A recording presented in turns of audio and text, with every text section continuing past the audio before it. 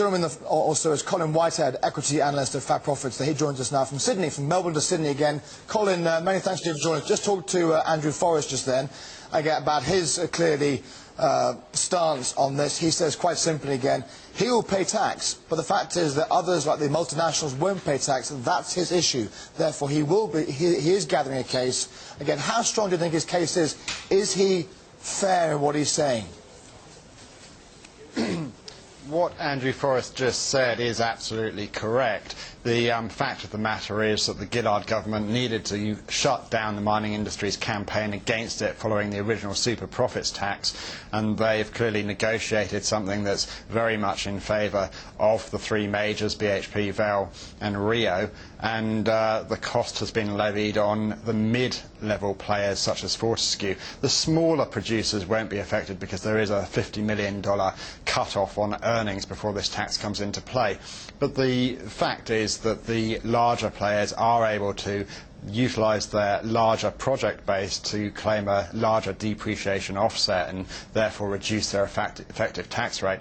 And I think Mr Forrest probably does have a good chance of success in getting that point of view across to key independent MPs. You've got to remember the Gillard government is in fact a coalition government, not unlike the UK, in fact probably slightly weaker than the UK in that it's in coalition with the Greens and also key independents. So Mr Forrest really just needs to get a couple of key independents on side, and that may well happen to disrupt this. I think with regards to legal action, that's something that would play out over a long period of time, and so from an investment perspective it's less relevant, although it does once again highlight the increased level of sovereign risk within Australia that has come about since Labour came to power.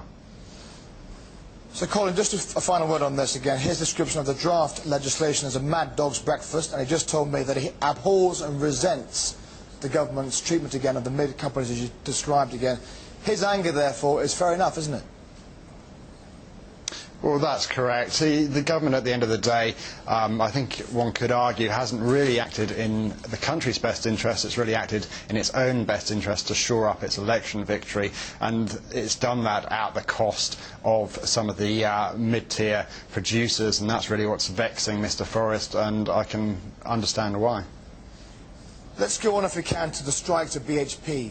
The damage, again, the impact really on the industry itself, particularly coal prices from this. Again, how long will it be dragged out? Again, is it significant? Well, this is impacting coking coal from Australia's Bowen Basin. It's the major producing area. So that's the area that was previously impacted by the floods, and they're just getting back to their feet after that particular event. So we're already looking at a fairly tight market. Therefore, pricing has been quite strong. Throw into the mix this industrial action, and clearly the outlook for pricing remains bullish. Certainly, we would expect prices to be supported as end users look to secure supply.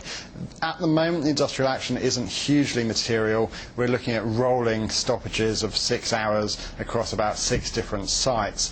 That's something that probably would take a minor impact to BHP and Mitsubishi's alliance production. Certainly across the group it would be much less material, but if it was to develop into something more serious, then it would be another story. So it's certainly something to watch. It's not a huge driver of BHP's share price at present, but it's certainly relevant to the coal industry. Colin, thanks for joining us this morning. Colin Whitehead, the equity analyst at Fat Profits, joining us from Sydney.